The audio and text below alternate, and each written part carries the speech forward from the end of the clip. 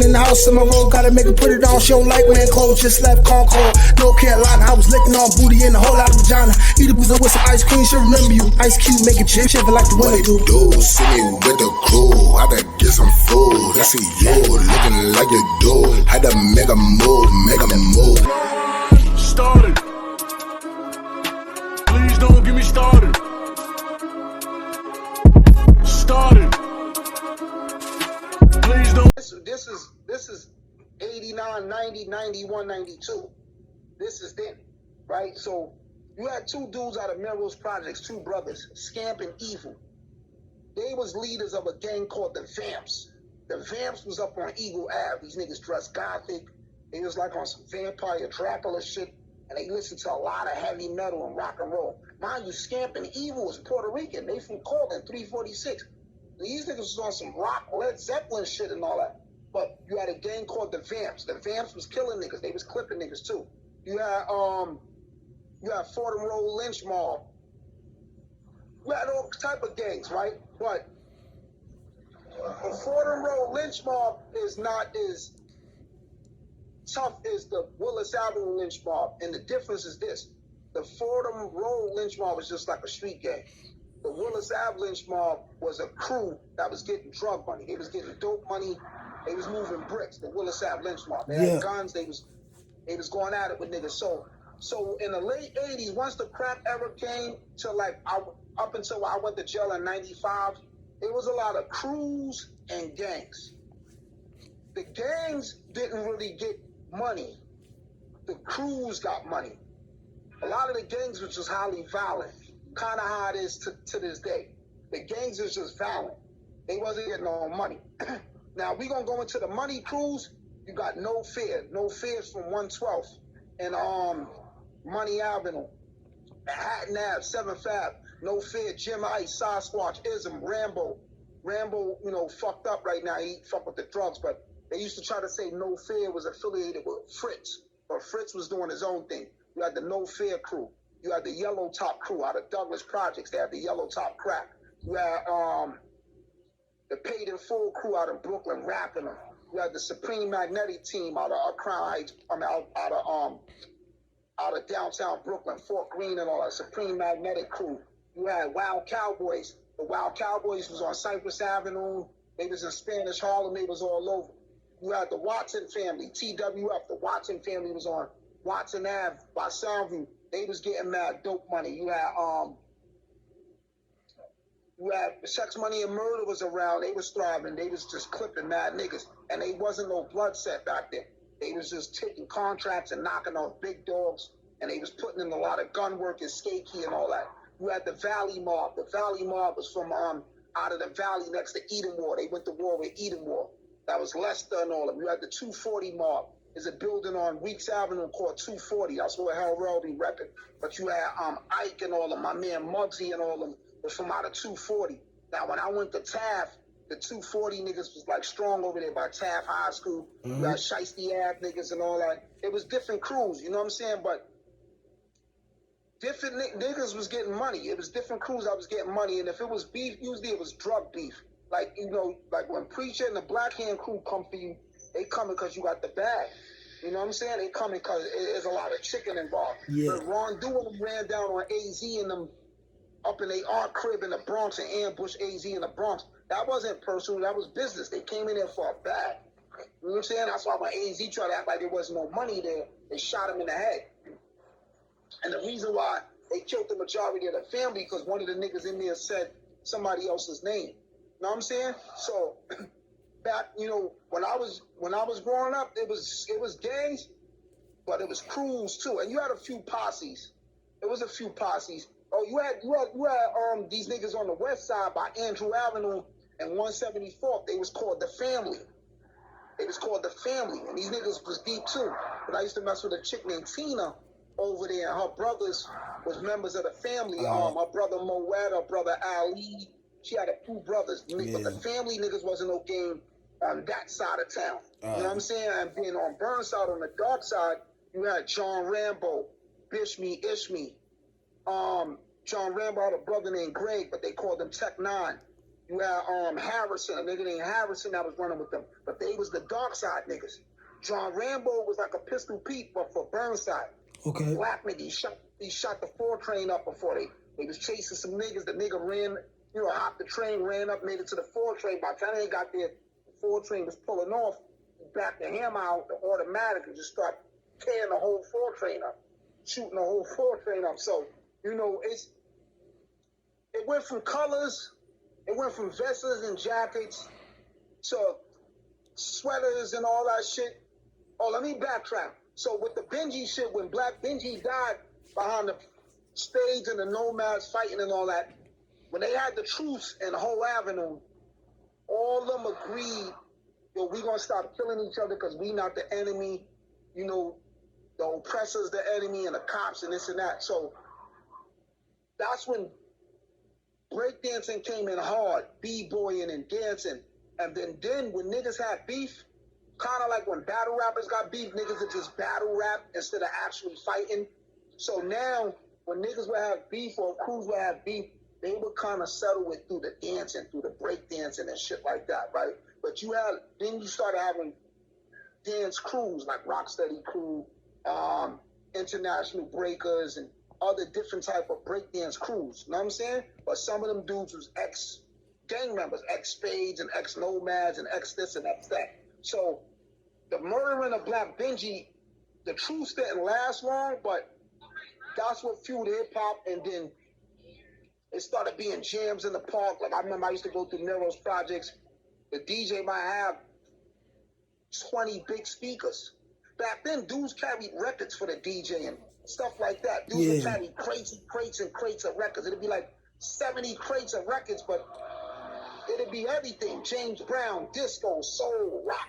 And niggas would play in the park. Niggas would connect the speakers to the fucking lights, to the electric lights on the street. Niggas would climb the light pole and put the plug in. And it wasn't no, they got laws now on noise and shit is too loud and this and that.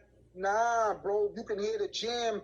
If you on 149th and 3rd Avenue, you can hear niggas on 153rd and Murderous blasting music at the jam because the nigga got 20 big woofer speakers, human-sized speakers, and them shits had 1 billion watts, bro. And dudes would have these jams. Everywhere had them. Not just Murderous, Patterson Projects had them, and PS 18 Park. Teller Avenue would have it, and 22 Park, Highbridge would have it. It was called Jams in the Park. They would make flyers and all that, though, and people would go. So now check it. You might be at a jam. The DJs always shouted whoever was elite or known at the time.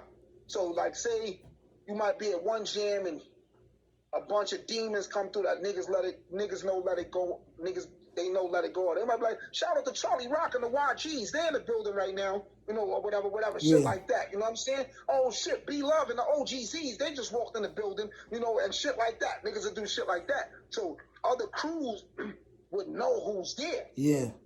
So I remember this like 83. I'm like 6 years old, 7 years old, but I'm outside because the park is right next to my building. Uh-huh. So back then, like I told you in the other blog, back then the community was tightly knitted. So if me and you outside, we 7, 8 years old, or that's Nate and Iron Sheik, or that's Miss Jackson and Miss such and such grandkids or son, the community will watch us anyway. You know what I'm saying?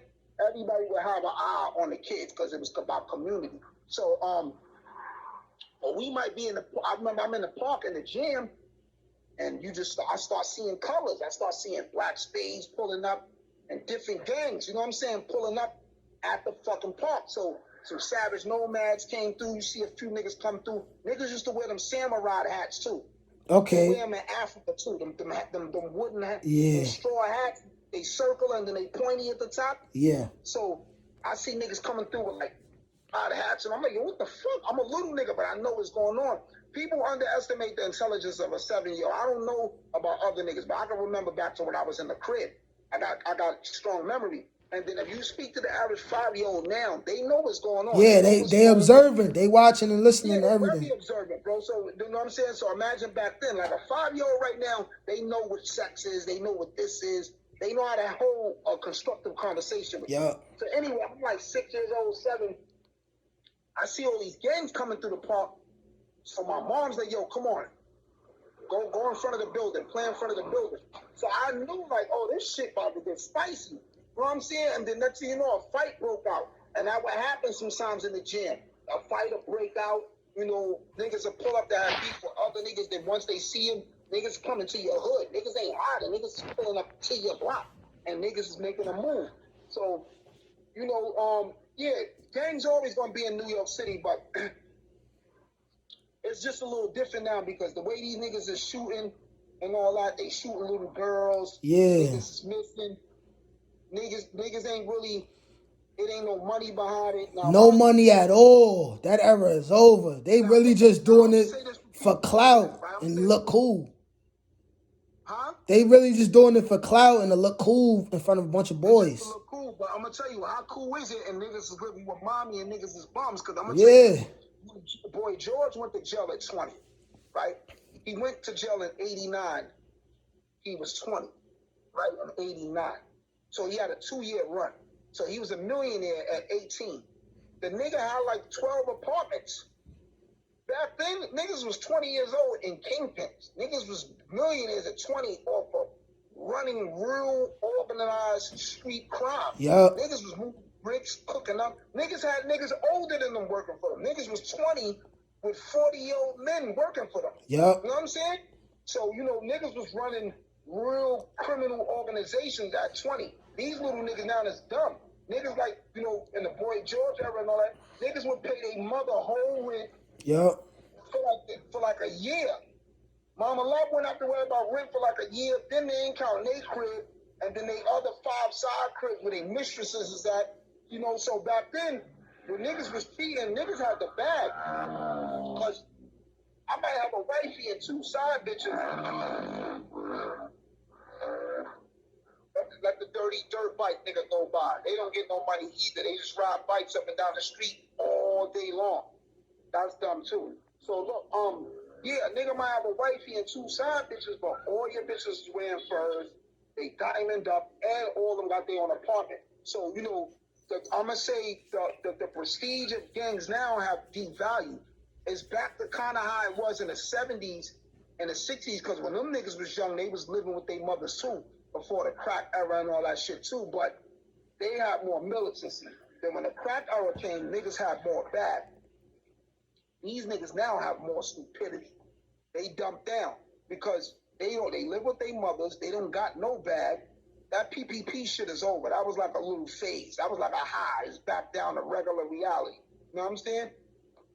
Dudes is just shooting, and I'm gonna tell you, the feds don't like violence. The feds will let niggas sell drugs forever and get millions. Once a body drop, they pulling up. Yep. Whether the body drop over the because it started affecting the votes. It started affecting political votes and all of that other shit. Yeah. So you know what I'm saying? They'll let you rock. This is why, like on Broadway, they don't really fuck with the Dominicans. You rarely really hear about Dominican crews. We ain't talking about Batia and all that. That's street. Right. You rarely hear Dominican kingpin and organizations really going down. Because they don't. You know why they don't? They paying the old lady rent in the building. So she don't tell. They buying her groceries. The niggas take care of the community. You know what I'm saying? They take care of their community. The 2 major Dominican indictments I can remember, 3. The Jerry Curls. It was a Dominican crew called the Jerry Curls in the 80s. They was getting a hell of weed money. They went down. The yellow top crew niggas that was on Douglas houses, a lot of them niggas was Dominican. And I'm going to say, the weed nigga, this was like 9 years ago. They caught the nigga in Washington Heights, but he had haze. He had the haze for like the whole fucking city, though. He was like the god of haze or some shit. You know what I'm saying? And he went down. Fan went down. When they caught him, though, they caught him with like fucking 300 pounds of haze or some shit. 400-500 pounds of haze. Yeah, he was getting to it. Yeah, he was getting super tall. His shit, he was a different movie. So, you know, shit dumbed down now and dudes lost purpose of what's going on. Imagine if all these gangs was organized and they had financial literacy skills and they knew how to set up stores and shit like that. Yellow just blocking in the house in my road, gotta make it put it on. She don't like wearing clothes, just left Concord, North Carolina. I was licking on booty in a whole lot of vagina. Eat a boozer with some ice cream, she'll remember you. Ice Cube making chip, shiver like the winter do. See me with the crew, I had to get some food. I see you looking like you do. Had to make a move, make a move.